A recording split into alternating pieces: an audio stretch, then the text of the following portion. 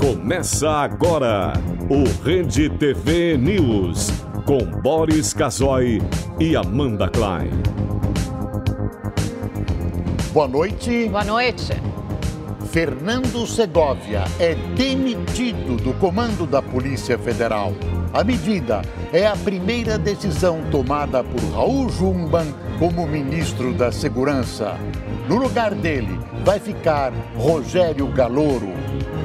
E a Procuradora-Geral da República, Raquel Dodge, pede ao Supremo que o presidente Temer seja incluído no inquérito que investiga repasses ilícitos da Odebrecht ao MDB em 2014. E você vai ver também. O general Braga Neto diz que intervenção na segurança do Rio de Janeiro pode servir de laboratório para o país. E que estratégias contra a violência ainda estão em estudo. Começa em São Paulo o julgamento do último PM envolvido na chacina de Osasco. E no Paraná, quem está no banco dos réus é o ex-deputado Carli Filho, acusado de matar 2 pessoas em um acidente de trânsito. E tem a segunda reportagem da série Oscar Especial 90 anos. Você vai conhecer a tecnologia por trás dos filmes que disputam o Oscar de melhores efeitos visuais. As principais notícias do Brasil e do mundo, agora no Rede TV News.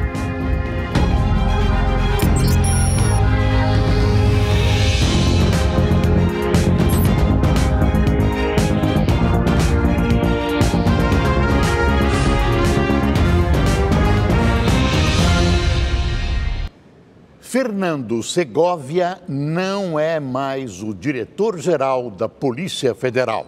Vamos ao vivo a Brasília com o repórter Eric Klein, que tem as informações. Boa noite, Eric. Oi, Boris. Muito boa noite a você, a Amanda, a todos que nos acompanham. Essa foi a primeira medida de Raul Jungmann, que agora é o ministro da nova pasta, criada a pasta da Segurança Pública, já que a Polícia Federal agora será subordinada a este novo ministério e sai da alçada do Ministério da Justiça. Então, Raul Jungmann tomou posse como ministro dessa pasta, da Segurança Pública, e horas depois decidiu tirar Fernando Segovia do comando da Polícia Federal e no lugar dele entra Rogério Garolo, que é o atual secretário nacional de Justiça. Nesses 3 meses à frente da Polícia Federal, Fernando Segovia não agradava aos comandados, à corporação, acumulou polêmicas, andou dando declarações sobre inquéritos em andamento contra o presidente Michel Temer, disse que uma das investigações poderia ser arquivada. Fernando Segovia foi chamado a dar explicações ao ministro Luiz Roberto Barroso do Supremo Tribunal Federal. Ontem, a Procuradora-Geral da República, Raquel Dodge,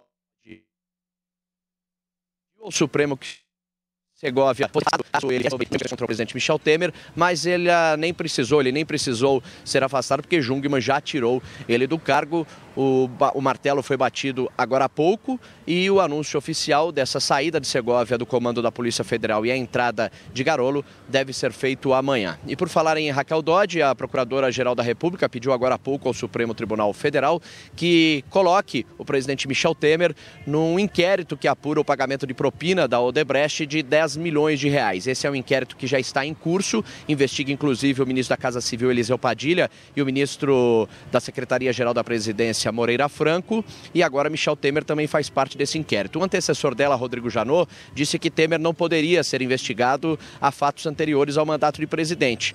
Então não colocou Temer na época nesse inquérito. Mas Raquel Dodge entende diferente, disse que ele pode ser investigado sim, só não pode ser responsabilizado. O Palácio do Planalto não quis se manifestar sobre esse assunto.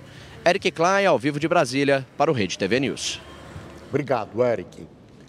Olha, quem imaginou que Raquel Dodge veio para facilitar a vida de Temer parece estar enganado. Pelo jeito, ela preza, respeita a sua própria história de ontem, de hoje e de amanhã. Jungmann inaugura o Ministério da Segurança com uma demonstração de autoridade. Claro que a demissão de Segovia dependeu da aprovação do presidente da República, mas, de qualquer maneira, dá a dimensão da força com que Jungmann assume. Segovia perdeu-se pela boca. Falou demais e acabou se excedendo, como mostrou o Eric. Perdeu o indispensável apoio de sua corporação e criou arestas do Ministério Público e no Judiciário. A linha direta estabelecida entre Segovia e Temer criou incômodo e suspeitas e foi determinante para sua queda.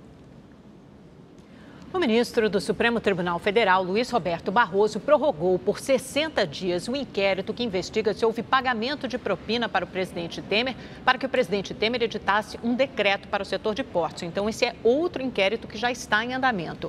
Relator do caso no STF, Barroso atendeu a um pedido da Polícia Federal.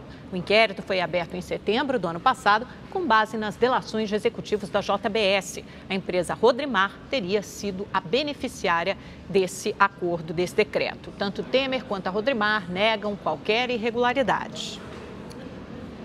Raul Jungmann foi empossado nesta terça-feira como ministro extraordinário da Segurança Pública.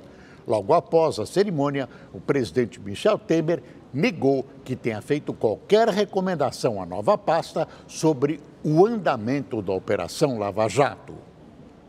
No ato de posse, quase todo o ministério do governo Temer, parlamentares, os comandantes das Forças Armadas e ministros do STF.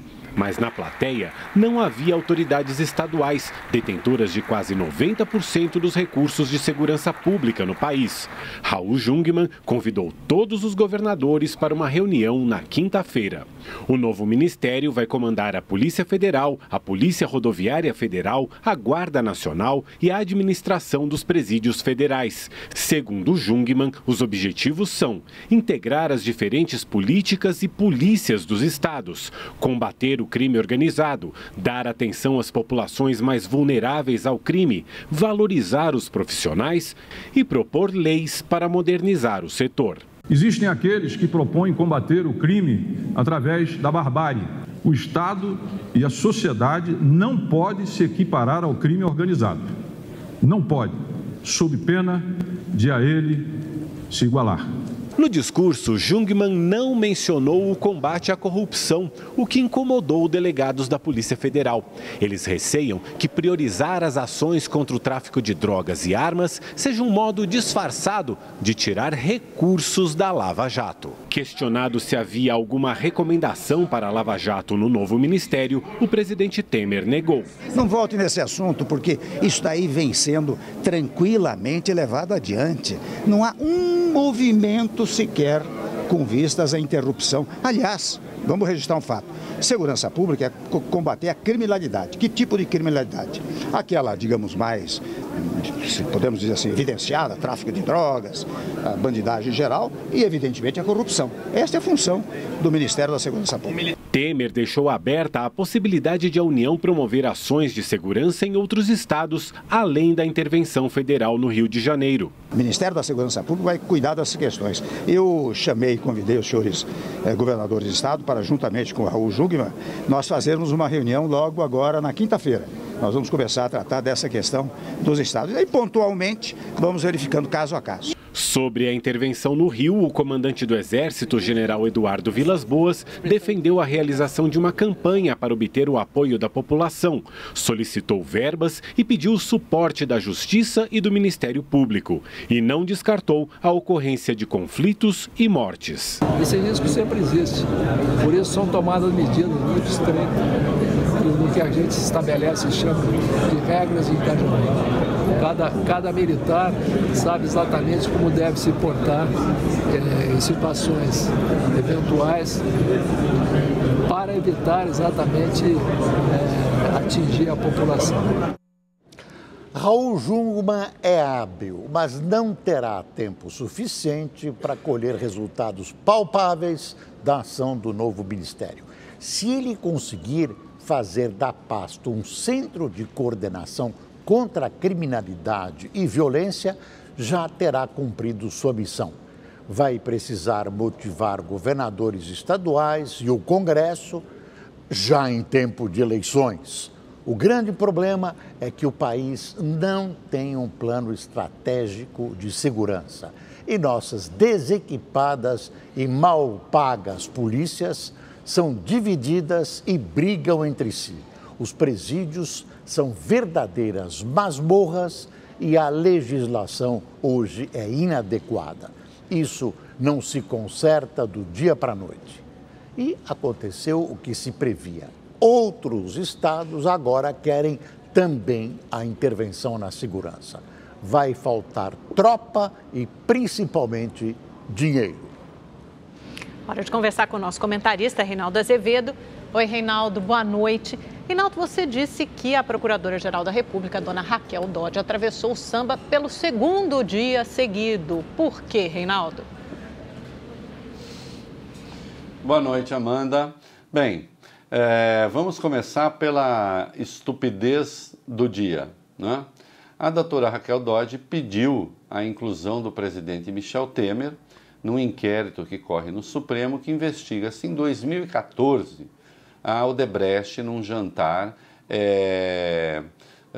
havido no Palácio, se a Odebrecht ofereceu ou não dinheiro para o PMDB, para Moreira Franco, para o Eliseu Padilha e para o Temer, para o PMDB, esse dinheiro, não é?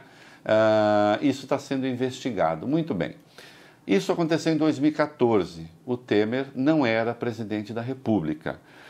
Amanda, segundo o parágrafo 4º do artigo 86 da Constituição, um presidente não pode ser responsabilizado no curso do mandato por ocorrências que se deram antes dele ser presidente da República. Então essa questão já havia sido visitada pelo próprio Rodrigo Janot, que tentou depor o Temer 2 vezes, é bom lembrar disso.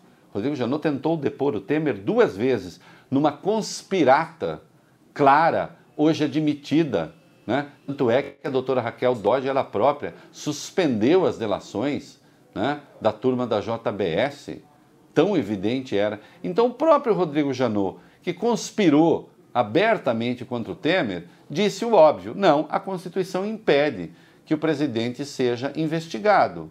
Vai a doutora Raquel e hoje pede investigação, alegando que ela não quer investigar o presidente, mas o presidente tem de estar na investigação para que não se percam elementos da investigação. Isso virou uma piada grotesca. Quer dizer, é uma forma, é um subterfúgio de fazer uma investigação disfarçada do presidente. Bom, essa mesma senhora ontem, não é, enviou uma petição, Roberto Barroso, falar daqui a pouquinho, da Delegacia Geral da Polícia Federal, proibido de fazer qualquer comentário sobre inquéritos, etc., porque, segundo ela, isso fere a moralidade administrativa. É mesmo, doutora? E o Deltan Dallagnol e o Carlos Fernando, quando eles falam sobre qualquer assunto, eles pedem a cabeça de políticos, quando eles se posicionam sobre emendas constitucionais, sobre projetos de lei, sobre intervenção, sobre qualquer assunto.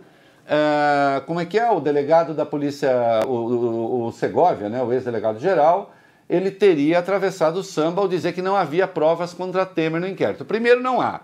Tanto é que houve a prorrogação de 60 dias. Mas venham cá, a delegada que ontem enforcou em praça pública o Jacques Wagner, pode fazer aquilo que ela fez? E a doutora Raquel não vai dizer nada? Ela exerce o controle externo da Polícia Federal. Quer dizer que quando um delegado se manifesta dizendo que alguém é inocente, ele comete um crime gravíssimo. Mas quando uma delegada dá uma coletiva e praticamente julga alguém em praça pública, aí não, aí essa delegada não cometeu nada demais. E a menos que Jacques Wagner seja louco, os relógios que ela disse de luxo eram réplicas. Agora precisa ver se réplicas eram mesmo. Em sendo, quem é que refaz essa coisa toda? Né? Sem contar que a acusação, já disse, contra o Jacques Wagner, a coisa não fecha, a história não fecha. Então o que me incomoda no Ministério Público é essa mania de achar que eles estão acima da lei. Uma procuradora pede abertamente que se desrespeite a Constituição, né? E ontem ela pede uma punição para o delegado-geral da Polícia Federal que ela mesma não aplica aos seus, não são subordinados, porque não é essa a relação que existe, mas aqueles que pertencem à sua corporação. Aí realmente não dá. Ah, Reinaldo, você disse que a doutora Raquel era o melhor nome para a Procuradoria-Geral. Dos nomes dados, era o melhor, até porque existe uma eleição inconstitucional, inclusive. Agora, eu não tenho compromisso com pessoas, eu tenho compromisso com procedimentos. É isso aí. Reinaldo, boa noite. Raul Jungmann, ministro da Segurança, resolveu trocar o delegado-geral da Polícia Federal. Sai Fernando Segovia e entra Rogério Galouro. Na sua opinião, o que está na raiz dessa decisão, Reinaldo? Bom, o que está na raiz dessa decisão é a pressão de entidades ligadas a policiais federais, especialmente a Associação dos Delegados da Polícia Federal, que começaram a fazer pressão pela deposição do Fernando Segovia e também pressão do Ministério Público, né? Em razão daquilo que ele não disse na entrevista, né? Porque eu insisto, se um delegado não pode dizer que um presidente, que não aprova contra um presidente, que foi só isso que ele disse, eu quero saber porque que todos os outros delegados podem dizer que há provas quando ainda o inquérito está na fase de apuração, né? Por que uma coisa pode e a outra não pode? Foi só isso, foi pressão para tentar acalmar a turma. Eu não faria isso se ministro fosse, né? A pressão corporativista está tentando contra o interesse público, a menos que haja alguma coisa contra o Segovia que a gente desconhece. Se o que há contra o Segovia é aquilo, então não havia nada contra o Segovia. A ser assim, tem 500 delegados da Polícia Federal que têm que ser postos na rua, porque escutou a exemplo da delegada de ontem, no caso do Jacques Wagner.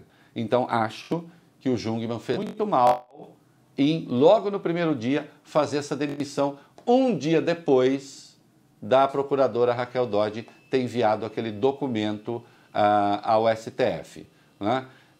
Isto é ceder à pressão corporativista. Eu absolutamente não teria cedido. Vai ver, né, Boris, que é por isso que eu não sou político, né? Porque só me interessa pelos fatos e não por esses arranjos de poder. É isso aí. Ainda bem, continue como jornalista que é melhor, Reinaldo.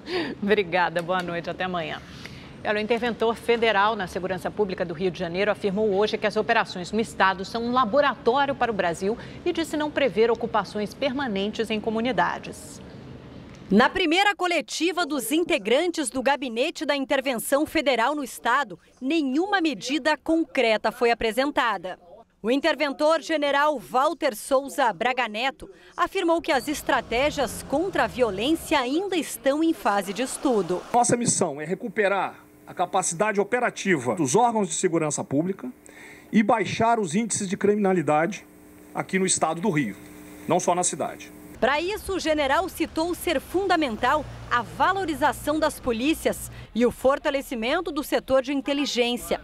E disse que as operações no Rio podem servir de laboratório para o país. Quando você centraliza e unifica o comando, a tendência é que isso agilize o trabalho de inteligência. O Rio de Janeiro ele é um laboratório para o Brasil. Agora, se será difundido para o que está sendo feito aqui para o Brasil, aí já não cabe a mim responder. Durante a coletiva de imprensa, os jornalistas foram obrigados a enviar por escrito as perguntas aos militares antes de começar a entrevista.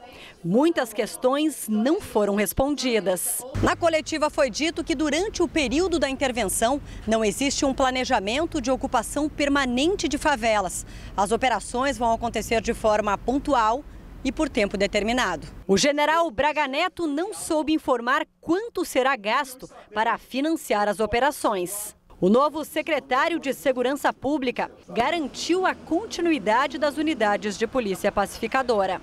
As UPP permanecem, porém, nós temos já um diagnóstico que indica a necessidade de redirecionamento de certas ações nessa área. Mas desde que a intervenção militar foi anunciada, a violência segue intensa no Rio de Janeiro.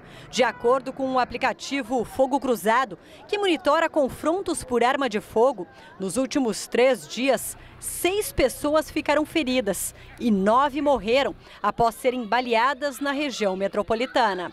Uma dessas vítimas foi o advogado Marcos Gil de Souza, de 43 anos, morto durante uma tentativa de assalto na Tijuca, zona norte da capital, na noite de segunda-feira. Nas ruas, a sensação de insegurança continua. Não posso dizer que eu me sinto mais seguro. Eu sinto uma grande preocupação. Não me sinto totalmente protegida, porque assim você fica vulnerável, você vai em qualquer lugar na rua e você não sabe o que pode acontecer. Senhores generais, a hora é de se comunicarem muito bem, não é para pedir perguntas por escrito e antes da entrevista. Como dizia o Chacrinha, quem não se comunica se trumbica. Também é bom não esperar que essa intervenção seja a cura de todos os males do Rio.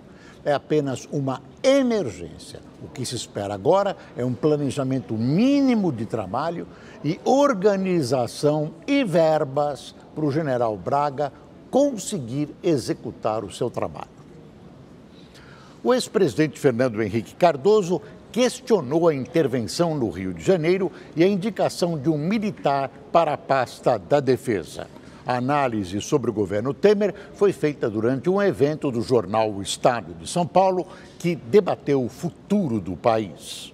O ex-presidente lembrou que, quando ocupava o Planalto, chegou a cogitar uma intervenção federal no Espírito Santo, que na época enfrentava uma grave crise na segurança, mas decidiu não recorrer às Forças Armadas. É que Fernando Henrique acredita que a decisão do governo Temer pode ser uma demonstração de fraqueza. Eu acho que o que o governo fez é que está encurralado, tem que fazer alguma coisa, né?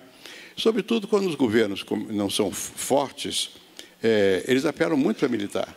FHC também comentou a indicação do general Joaquim Silva e Luna para o Ministério da Defesa.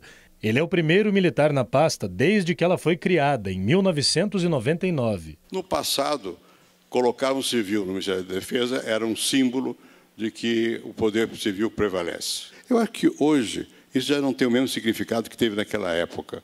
Eu acho que é mais funcional. Simbolicamente, se fosse um civil, seria melhor. Mas, digamos, do ponto de eficiência, talvez esse eu não conheço. Talvez esse militar tenha a eficiência necessária. Também participaram do debate os juristas Eros Grau e Nelson Jobim, que são ex-ministros do Supremo Tribunal Federal. Além dessa experiência em comum no STF, os dois têm opiniões parecidas e bastante duras a respeito da atuação recente da Corte Máxima Brasileira. No momento em que você vai para o tribunal, os que tinham biografia não precisam do tribunal para fazer sua biografia. Ao passo que aqueles que não tinham biografia precisam do tribunal para fazer a biografia. E como é que se faz uma biografia? Rompendo com a consistência do tribunal, manifestando situações individuais. E aí você alimenta as decisões monocráticas. O Supremo se transformou em um tribunal monocrático, de quarta ou quinta instância. Por isso que eu digo, quando eu saio ali, eu moro aqui pertinho daqui, do lado do chefe Ruas, outro dia eu disse, ele falou, oi ministro, eu falei, é meu sócio. Pelo jeito, Fernando Henrique, depois de Luciano Huck ter desistido de sua candidatura, liberou-se de quaisquer grilhões partidários e aparentemente passou a dizer tudo ou quase tudo que pensa. Deixou de lado o apoio a Alckmin e criticou algumas ideias colocadas pelo governador paulista. Ele acha que pôr em pauta a privatização da Petrobras só atrapalha. Elogiou a escolha de Pércio Arida, mas não vê como uma posição dita popular e sim do mercado. Um candidato, segundo Fernando Henrique, precisa ser eficiente e popular.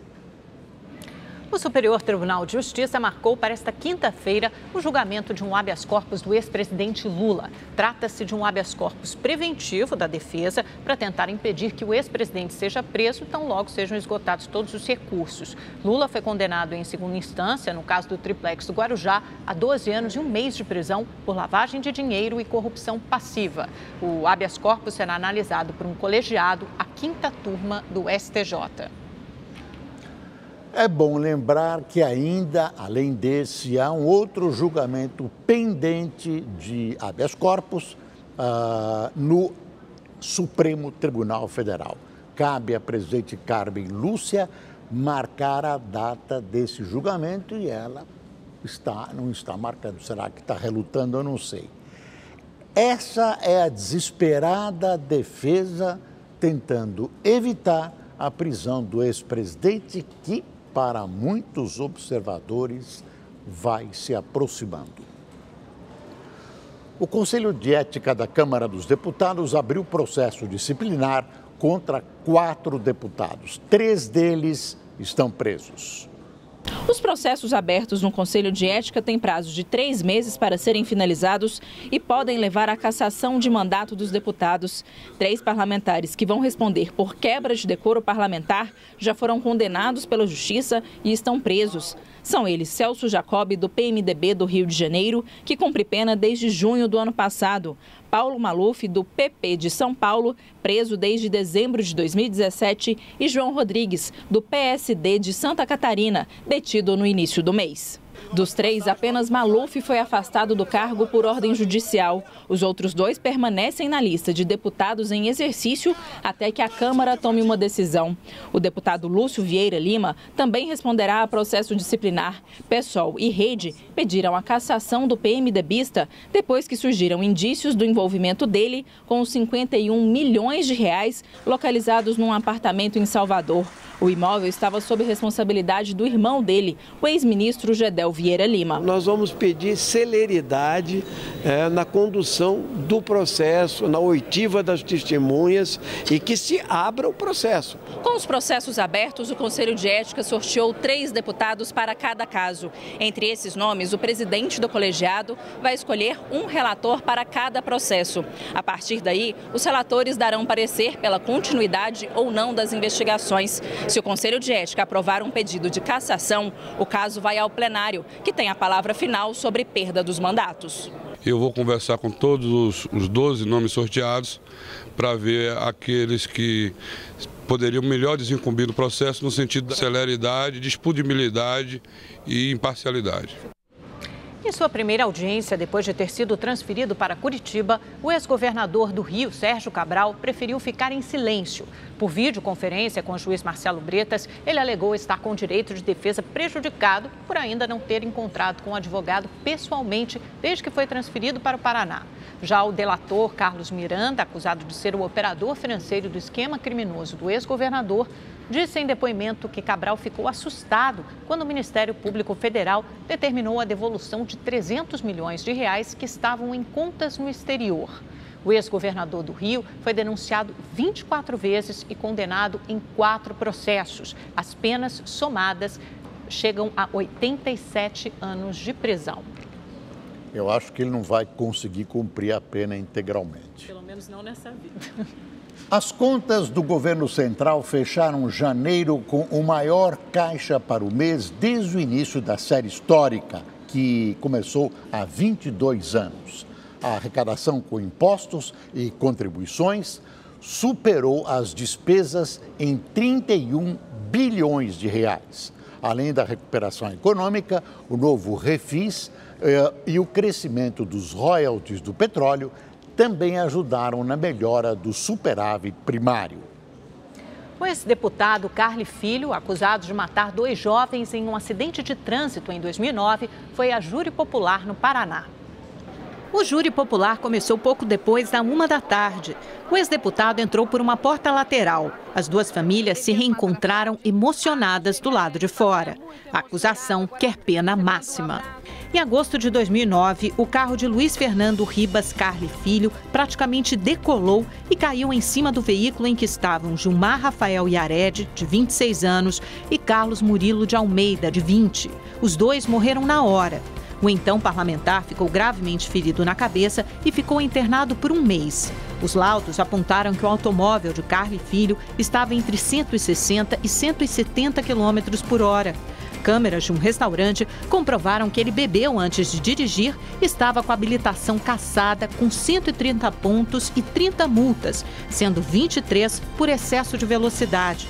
O resultado do julgamento deve sair amanhã, 9 anos depois do crime. Para toda mãe, a necessidade da justiça, ela é real.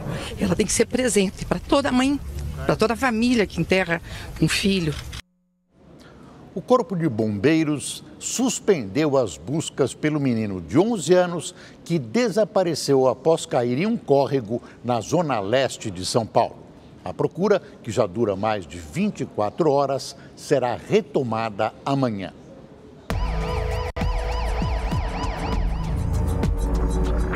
Durante todo o dia, as buscas não pararam, por terra, água e ar.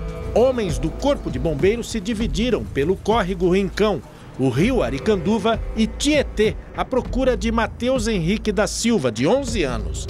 Logo pela manhã, as equipes encontraram o corpo de um homem de aproximadamente 40 anos. Ele ainda não foi identificado e não se sabe as causas da morte.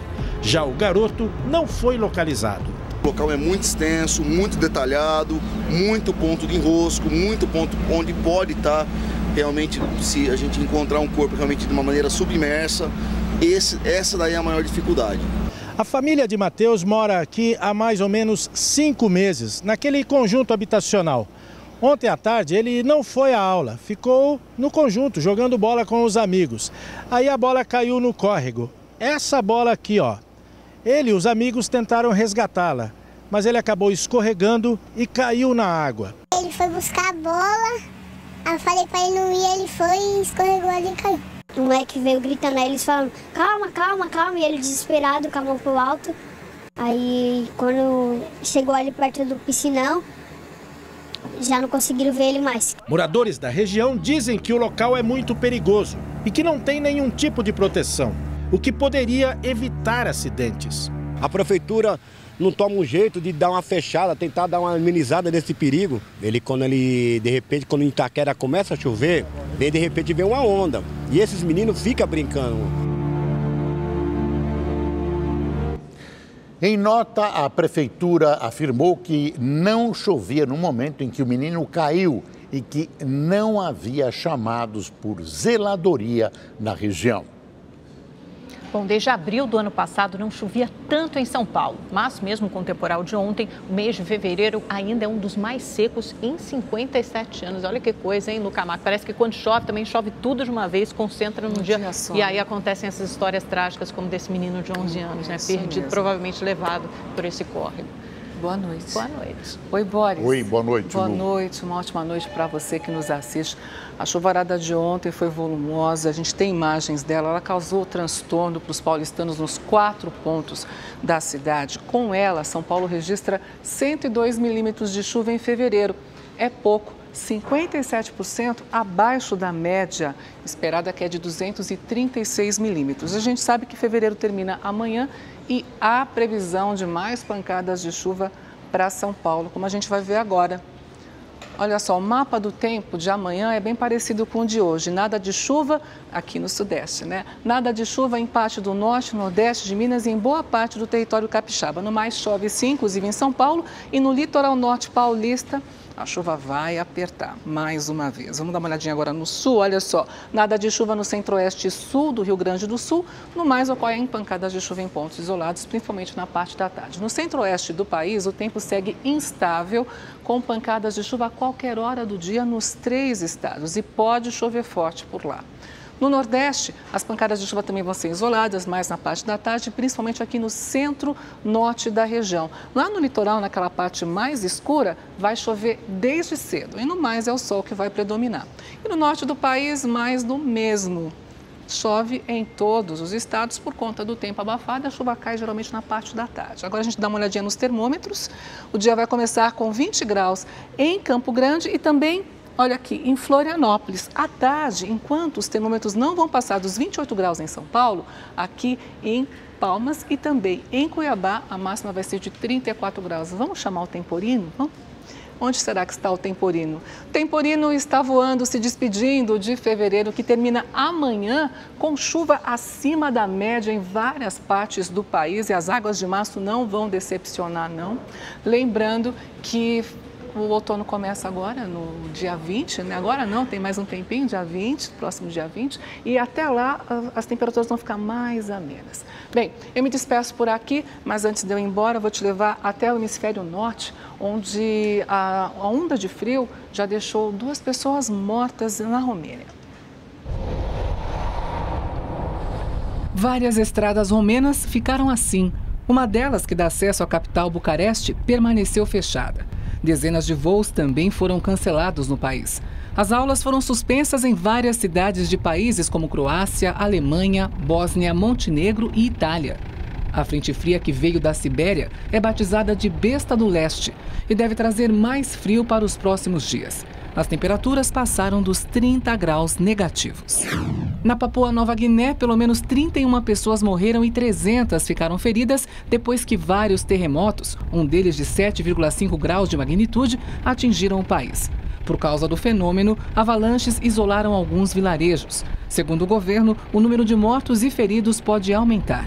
Cerca de 400 mil pessoas foram afetadas pelos tremores. Nos Estados Unidos, a polícia de Parkland, onde 17 pessoas morreram em um tiroteio dentro de uma escola de ensino médio, voltou a ser acusada de negligência. As informações com o correspondente Marcelo Medeiros.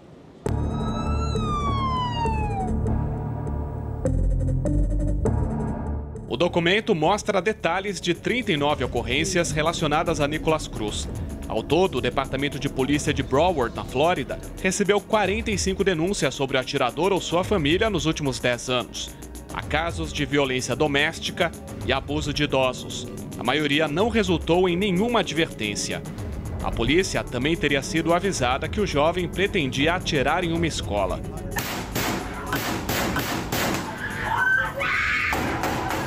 O xerife Scott Israel insiste em afirmar que os documentos estão errados e que houve 23 denúncias em uma década. Em um e-mail enviado aos funcionários, o departamento afirma que Israel está sofrendo perseguição da imprensa.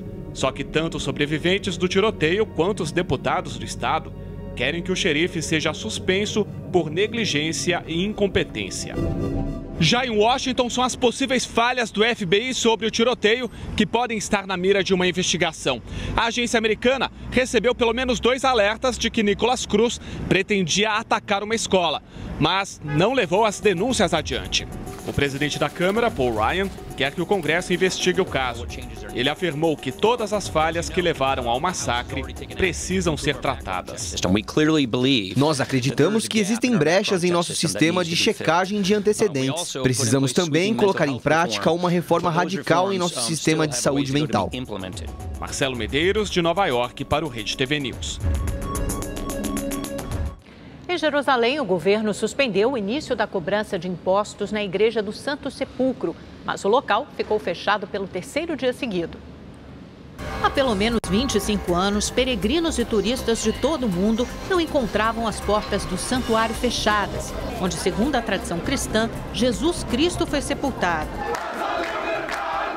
Ainda em Jerusalém, o ministro das Relações Exteriores do Brasil, Aloysio Nunes, esteve hoje no memorial às vítimas do Holocausto, onde se encontrou com o presidente do país e o primeiro-ministro Benjamin Netanyahu. Amanhã, Nunes segue para a Palestina e depois vai para a Jordânia e o Líbano. Na Coreia do Sul, a justiça pediu 30 anos de prisão para a ex-presidente Park Geun-hye. Ela é acusada de corrupção, suborno, abuso de poder e vazamento de segredos de Estado. Há quase um ano, Park teve o mandato cassado e cumpre prisão preventiva. Além da pena, a promotoria quer que a ex-presidente pague multa de mais de 110 milhões de dólares.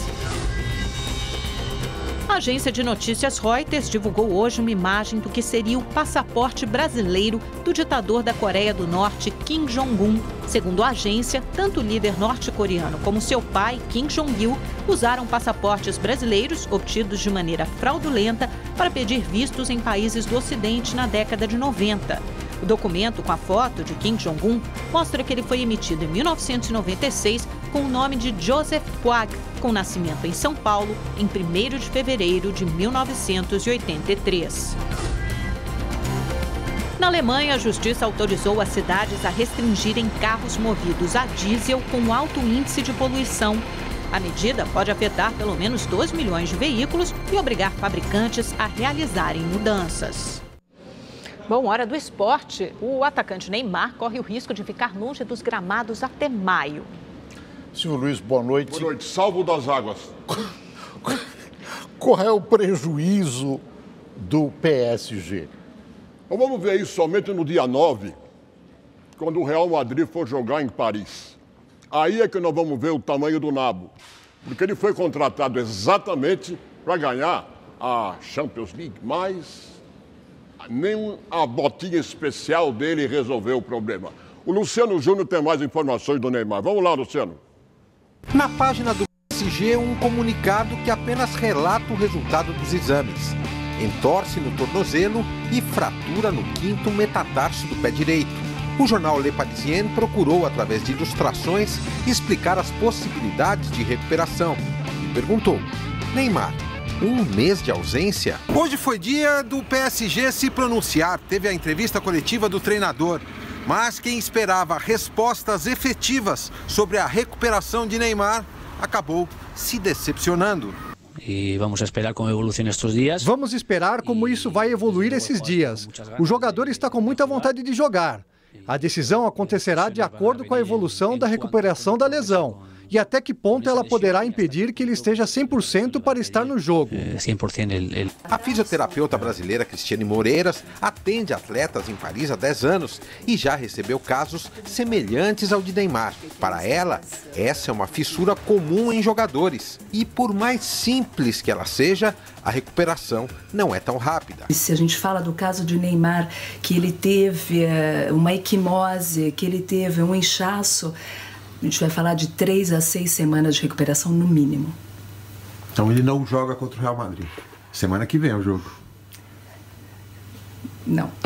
PSG à parte, o assunto contusões preocupa a seleção brasileira, que fará em março 2 amistosos na Europa. O coordenador técnico Edu Gaspar declarou que também aguarda notícias de Paris sobre Neymar e que a CBF não vai interferir no processo de recuperação do atleta. O que a seleção brasileira está fazendo é acompanhando a evolução e as notícias que vão passar o Paris Saint-Germain. De Paris, Luciano Júnior para o Rede TV News.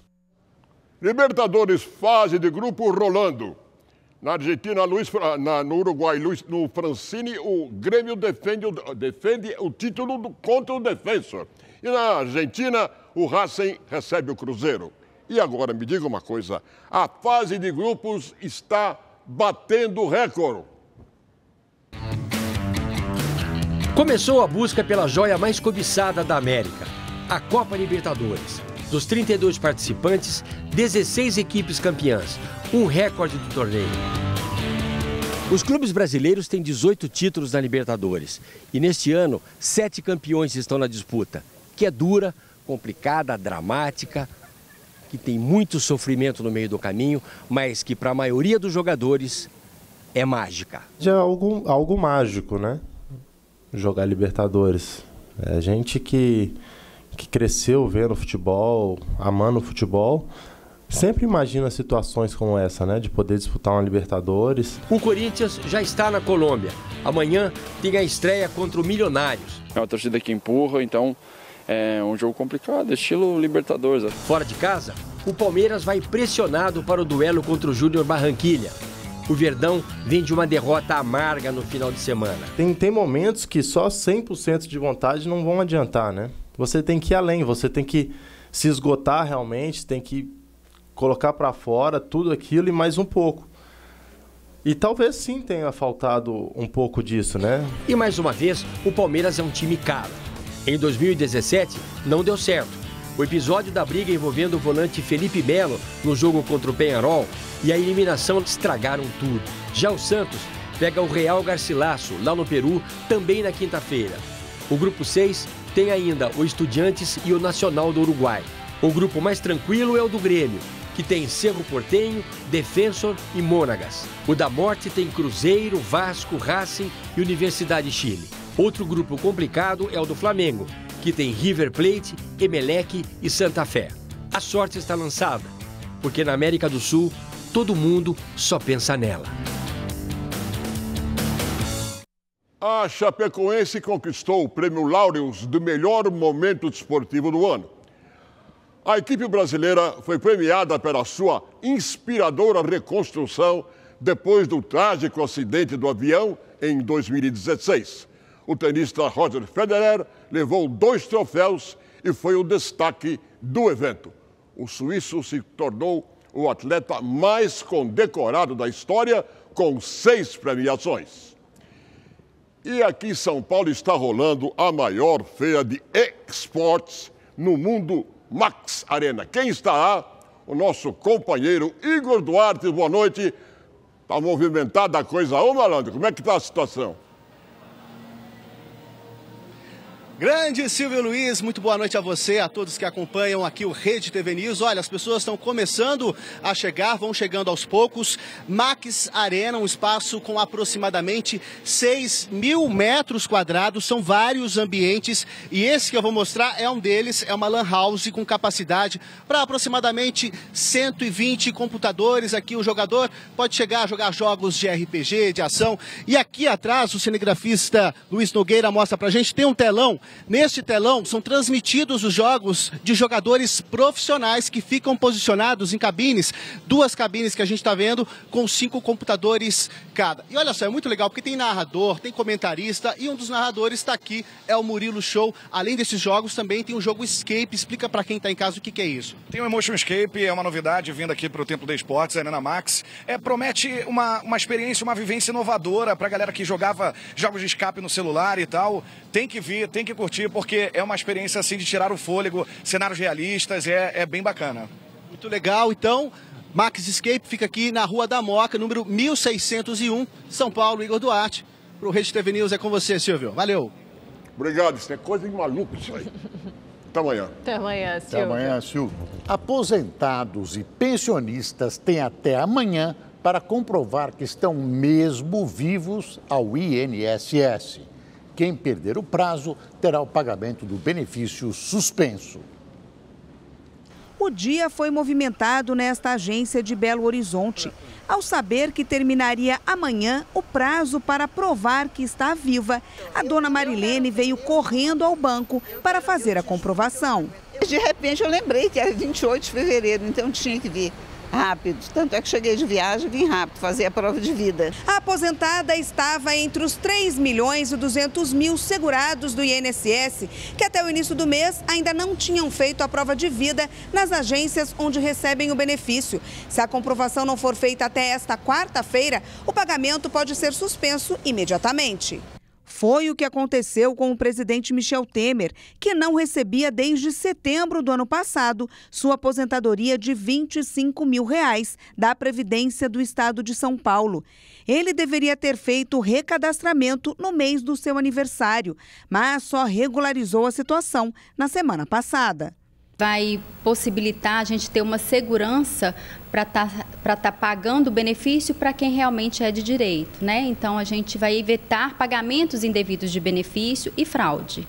Os aposentados e pensionistas que estão doentes ou com dificuldades de locomoção devem cadastrar um procurador para atualizar seus dados. O aposentado que ele estiver com alguma dificuldade de fazer essa prova de vida, ele pode fazer uma procuração simples, se o procurador dele for cadastrado no INSS. Agora, caso não haja um procurador já cadastrado no INSS, ele deve fazer uma procuração em cartório. Não tem necessidade de ir à agência do INSS e sim ao banco que ele recebe o benefício. É simples e rápido, muito rápido. Simples, né? Essa prova de vida é uma enorme asnice. No tempo dos computadores, do homem no espaço, da evolução da ciência e da microtecnologia, os aposentados brasileiros, uma vez por ano, têm de mostrar a cara numa agência bancária para provar que estão vivos. Isso é uma vergonha.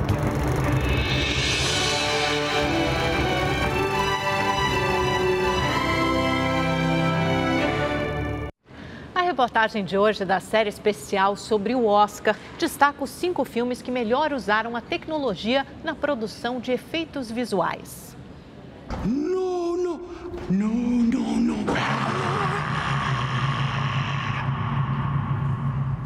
Os personagens de Planeta dos Macacos: A Guerra encantaram o público.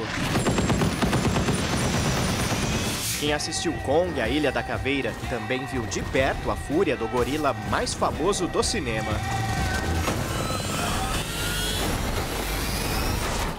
O espectador também viajou pelo espaço, acompanhado de criaturas surreais em Guardiões da Galáxia Volume 2.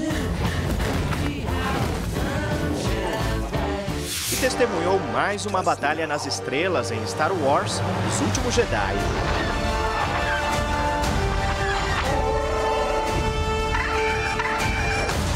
O público também foi transportado para o futuro com o visionário Blade Runner 2049. Esses 5 filmes estão na disputa do Oscar de melhores efeitos visuais, a categoria que melhor representa a magia do cinema.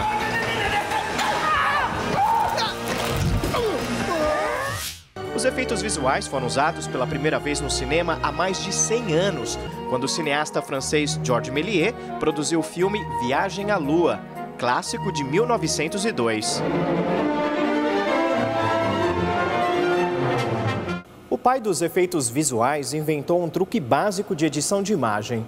Georges Méliès descobriu que, ao editar um filme, era possível fazer cortes na filmagem e inserir personagens ou objetos em cena. Com essa mesma técnica, eu também posso, por exemplo, até mesmo desaparecer e voltar ao cenário como num passe de mágica. A essência para criar os efeitos visuais é a mesma usada há mais de 100 anos atrás. Este vídeo de bastidores mostra como foram criados os primatas de Planeta dos Macacos: A Guerra, o favorito nesta categoria do Oscar.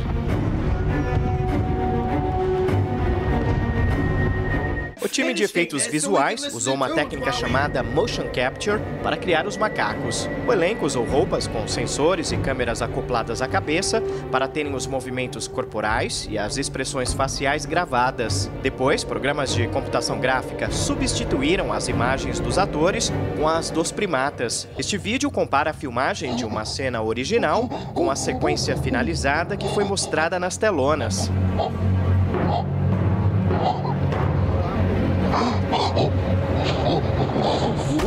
O britânico Andy Serkis é o intérprete do chimpanzé Caesar, o herói da nova trilogia Planeta dos Macacos. O ator explica que o motion capture revolucionou a indústria de efeitos visuais e também criou novas oportunidades para o trabalho de atores. Não importa mais se você é homem ou mulher, baixo ou alto, ou qual é a cor da sua pele. Isso agora é irrelevante. Com essa tecnologia, você é capaz de interpretar qualquer personagem, seja até mesmo uma criatura fantástica ou real.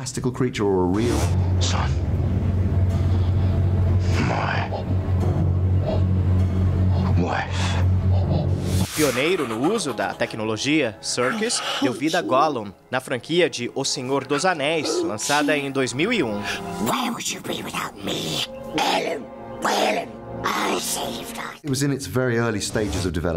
Essa tecnologia ainda estava nos primeiros passos quando o filme O Senhor dos Anéis foi lançado. Antes só era possível filmar um único ator e basicamente gravar somente as expressões corporais.